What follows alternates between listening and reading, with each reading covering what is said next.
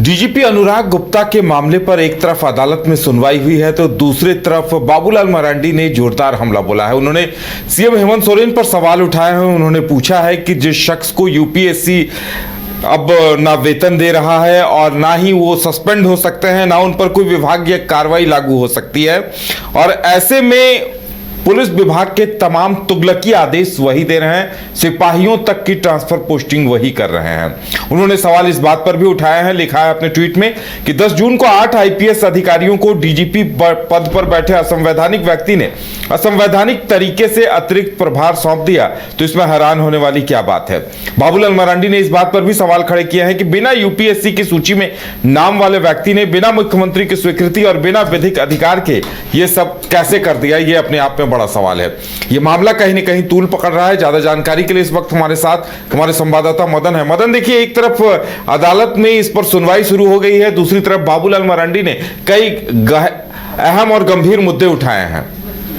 बिल्कुल, देखिए, लगातार अब आरोप प्रत्यारोप का दौर भी शुरू है और इसको लेकर के सियासत भी हो रही है। जिस तरह से राज्य में वर्तमान में डीजीपी हैं अनुराग गुप्ता, लेकिन बीजेपी इसे असंवैधानिक बता रहे हैं। वो सीधे तौर पर कह रहे हैं कि जिस तरह से उनकी सेवा समाप्त हुई और उसके बाद 3 बार पत्र आ चुके हैं गृह मंत्रालय से, ऐसे में ना ही उन्हें वेतन मिल रहा है, ना वो अखिल भारतीय सेवा के सदस्य हैं। तो ऐसे में फिर उन्हें मुख्य राज्य का पुलिस मुखिया जो है कैसे बनाकर रखा गया है, डीजीपी के पद पर उन्हें कैसे बनाया गया है। खास करके सवाल अब इस पर उठे हैं कि जिस तरह से 10 जून को 8 आईपीएस अधिकारियों का तबादला हुआ, अतिरिक्त प्रभार दिया गया, ऐसे में अब सवाल इसी को लेकर के है कि गृह विभाग ही इस फैसले पर जो है एक तरह से चिंतन कर रही है, उसको वापस लेने और रोक लगाने की तैयारी में है।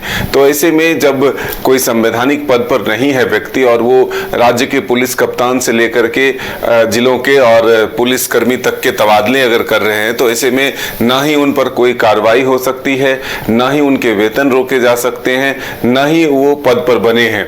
तो ऐसे में गंभीर आरोप सरकार पर लग रहा है कि देश में झारखंड एक ऐसा राज्य है जो इतिहास रच रहा है, जो बिना सरकारी नौकरी के डीजीपी के पद पर बैठा हो।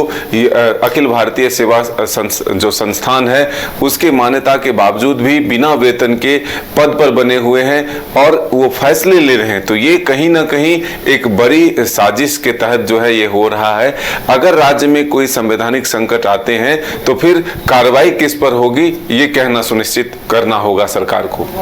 बिल्कुल, अब बड़ा सवाल यह है कि इस पर सरकार की तरफ से, सत्ता पक्ष की तरफ से क्या कुछ प्रतिक्रिया आती है, क्योंकि देखिए सैलरी भी उनकी मई माह से अप्रैल माह से ही बंद हो चुकी है। इस वित्तीय वर्ष के समापन के साथ ही उनकी सैलरी पर भी रोक लग गई है। लेकिन इसके बावजूद ये बाबूलाल मरांडी ये सवाल उठा रहे हैं कि झारखंड जैसे राज्य में ही यह संभव है जहां इस तरह का प्रकरण सामने आया है। मदन, बिल्कुल, देखिए, ये चीजें जो निकल कर आई है, अब इसमें न्यायालय में भी ये मामला पहुंच चुका है।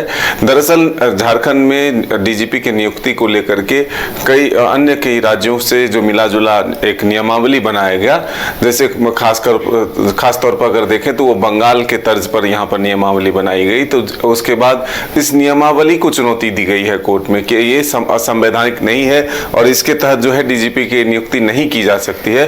तो अब सुनवाई जो है न्यायालय में एक तरफ शुरू हो चुकी है, लेकिन सीधे तौर पर बीजेपी अब सरकार को इसी मामले पर घेर रही है कि जब अप्रैल महीने के आखिरी में सैलरी बंद कर दिए गए, एजी ने डीजीपी के सैलरी बनाने से इनकार कर दिया है, तो फिर आखिर ऐसी क्या मजबूरी है सरकार की कि उन्हीं को पद पर देकर रखना है, एक्सटेंशन देना है और सरकार को के फैसले जो है उन्हीं के माध्यम से लेने हैं। तो अब सीधे तौर पर बीजेपी के प्रदेश अध्यक्ष और नेता प्रतिपक्ष बाबूलाल मरांडी ने सरकार पर सवाल उठाया है कि गृह मंत्रालय, अब उनके जो गृह विभाग हैं वो खुद इसको लेकर के अब सवालों के घेरे में है। वो फैसले पर रोक लगाने की तैयारी में है कि 10 जून को आईपीएस अधिकारी जो 8 के करीब हैं उनको अतिरिक्त प्रभार दिया गया, उनके तबादले हुए।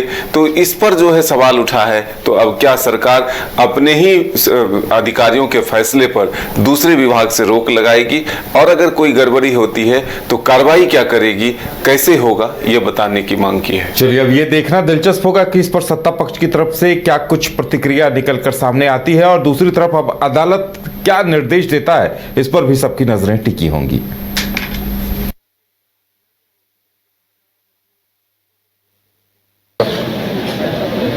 बातचीत कर रहे हैं, चर्चा। ये समझोगे कि वही तारीख होगी। झारखंड में पहली बार मजा लीजिए क्रेजी रिवर का। प्राकृतिक वादियों के बीच 6 एकड़ में बने वाटर पार्क का आनंद पूरे परिवार के साथ लें। Equatica Funplex water park, a complete family park, excitement का भरपूर dose, huge cyclone slide, WMPS big family pool with 13 slides, big wave pools with high waves, kids के लिए अलग से play area, octopus rain dance, pendulum slides, top class restaurant, साथ ही senior citizen के लिए स्पेशल अरेंजमेंट।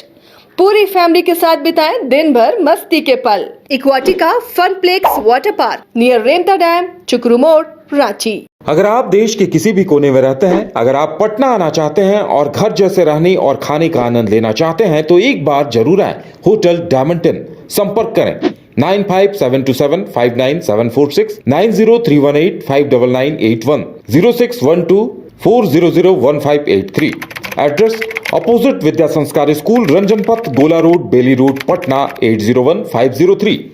गोल्ड संस्थान आपके सपनों को दे रहा नई उड़ान। पिछले 27 सालों में 18,000 से ज्यादा छात्रों ने गोल्ड संस्थान से डॉक्टर और इंजीनियर बनकर अपने सपनों को किया साकार। गोल्ड के संस्थापक और प्रबंध निदेशक विपिन सिंह और धनबाद सेंटर डायरेक्टर संजय आनंद के दूरदर्शी नेतृत्व में गोल्ड संस्थान बन चुका है मेडिकल और इंजीनियरिंग की तैयारी कर रहे लाखों छात्रों की उम्मीद और विश्वास का प्रतीक। सफलता का सबसे बड़ा दुश्मन असफलता का डर।